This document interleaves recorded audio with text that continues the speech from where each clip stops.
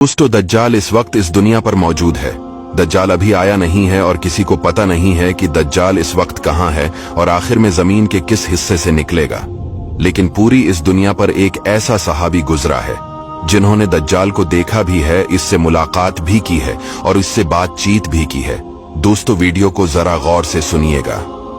एक मर्तबा हमारे नबी सल्लल्लाहु अलैहि वसल्लम ने अचानक अपने सहाबा को जमा फरमाया और खतबा देने के लिए मेंबर पर तशरीफ फरमा हो गए और नबी करीम सल्लल्लाहु अलैहि वसल्लम ने फरमाया कि अमीमदारी ने मुझे बताया कि वो 30 अफराद थे और किश्ती में वो सफर कर रहे थे कि तूफान आ गया और वो भटक गए।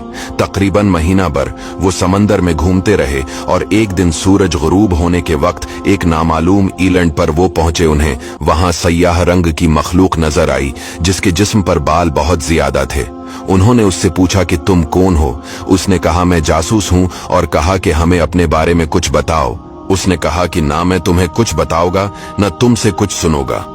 तुम उस बदखाने में जाओ, वहां एक शख्स तुम्हारा बड़ी बेचैनी से तुम्हारा वेट कर रहा है, वही तुम्हें कुछ सुनाएगा भी और बताएगा भी। फिर वो सब अंदर चले गए।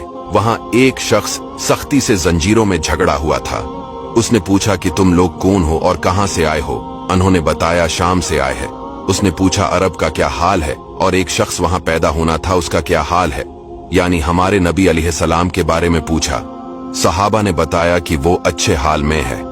पहले तो उनकी मुखालफत हुई, लेकिन अब वो तमाम अरब पर वो गालिब हो गए हैं। ये सुनकर उस शख्स ने 3 चीखें मारी और बोला कि मैं दज्जाल हूं और कहता है अनकरीब में आजाद हो जाऊंगा और जमीन का चप्पा चप्पा में घूमूंगा और इसका कोई हिस्सा नहीं छोड़ूंगा सिवाय मदीना के, क्योंकि मुझे में वहां जाने की ताकत ना होगी।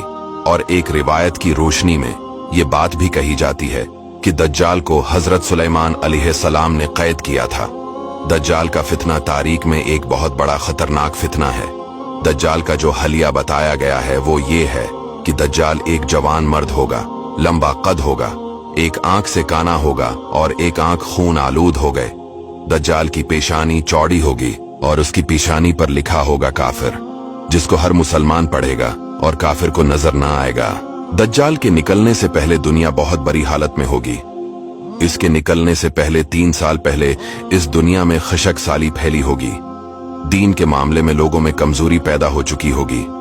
तब दज्जाल ईस्ट साइड से अस्बहान या खुरासान शहर से निकलेगा और जमीन पर 40 दिन रहेगा, जिनमें से एक दिन 1 साल के बराबर होगा, दूसरा दिन महीने भर के बराबर होगा और तीसरे दिन हफ्ता के बराबर होगा। इस मद्दत में दज्जाल अपने गड्ढे पर सवार होकर सारी दुनिया का चक्कर लगाएगा। दज्जाल के इन फितनों की वजह से अहले ईमान सख्त परेशान और तंगी के आलम में भागकर दुखान नामी पहाड़ में पनाह लिए हुए होंगे। लेकिन दज्जाल उनका पीछा करके पहाड़ का गैरा करेगा। तब अल्लाह पाक हजरत ईसा अलैहिस्सलाम को नाजिल फरमाएगा। जब हजरत ईसा अलैहिस्सलाम इस दुनिया में आ जाएंगे तो उनको देखते ही दज्जाल ऐसे मेल्ट होगा जैसे पानी में नमक मेल्ट होता है। आप अलैहिस्सलाम दज्जाल को मकामिलत पर कत्ल करेंगे और उसके फॉलोअर्स में से किसी को भी जिंदा नहीं छोड़ेगा। ये फितना बहुत शदीद होगा। नबी पाक अलैहिस्सलाम ने फरमाया कि जो सूरह कहफ की पहली 10 आयतें याद करेगा दज्जाल के फितने से महफूज रहेगा।